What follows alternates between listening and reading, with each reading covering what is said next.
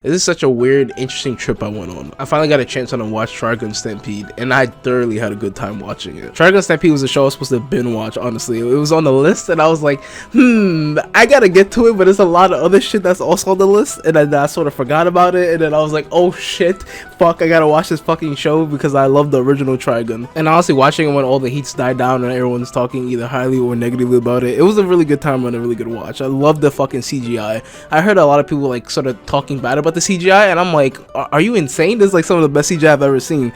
It's really expressive and it's really like fluid. It makes me feel like it was like had a little bit of animation into it, like other than obviously the CGI animation, but like also just like regular animation when some of the expressions that you would see on the screen from someone's reaction. Also, like and subscribe, it helps. And coming into this, I knew it was going to be completely different from what it was before. Actually, no, not completely different. I just knew like it was going to be a little bit different because we didn't have the GOAT, the one of the best girls ever to exist, Millie. We were missing Millie.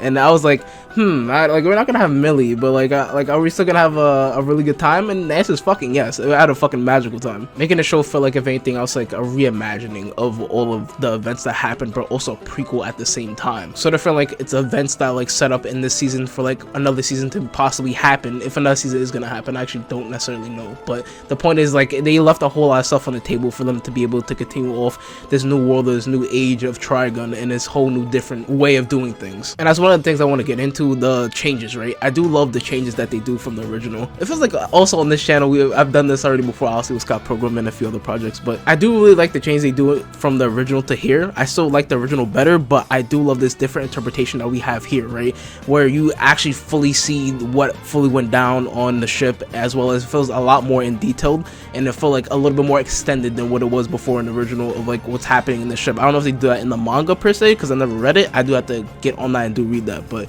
in this new anime they sort of go a lot more into detail of what's happening or what's going on in this ship, and it's the one of the first things that you ever see in the show, which is different from the original, which I really do like that. And I do think that's a really interesting change of like just flat out telling you what's going on, what's happening, who's the bad guy, and then we sort of still go back in time and we still see what happened even after the events of everything going down on the ship and everything exploding. And just a sidetrack, another good positive I felt about this show, like every few episodes felt like a sort of like a mini arc of like what's happening, what's going on.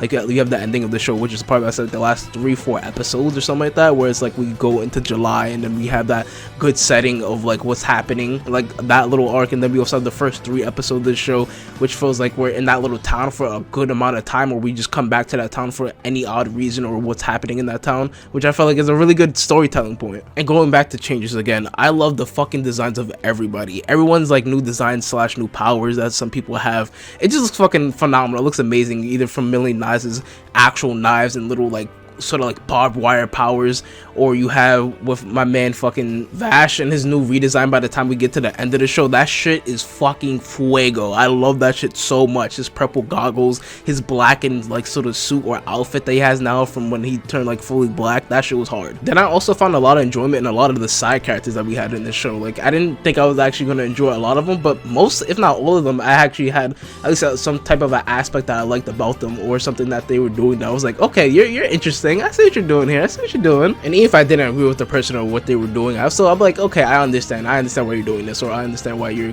going to such length to fully commit to this thing. Then there's me having a full complete understanding of why this shit took 5 years to actually make.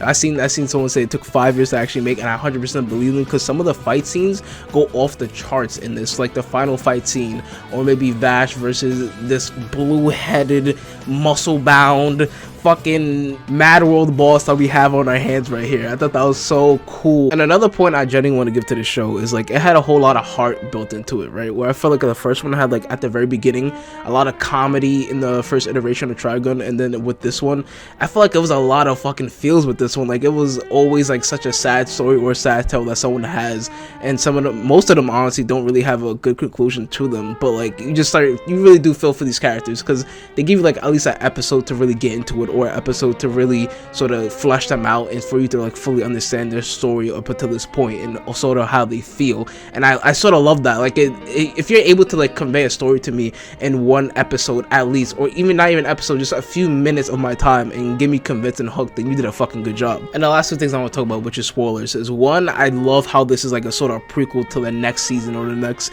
show, right? And I really did enjoy that, right, to the point of like I was like, oh my goodness, I'm really excited for the next season. And the second thing was I was super tight that they actually killed off my mans right here.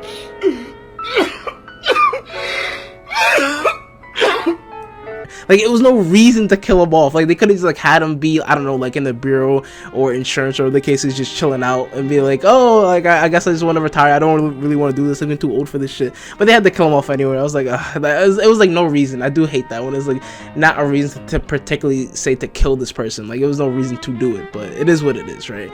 I just want to cheese out about this show. I really did have a good time watching it, and I would definitely suggest it, especially if you're a Trigun fan and you really do like reimaginings. I would definitely suggest you to go ahead and watch it. But thank you guys for watching. Like, comment, subscribe. I'll see you guys in the next one. Goodbye.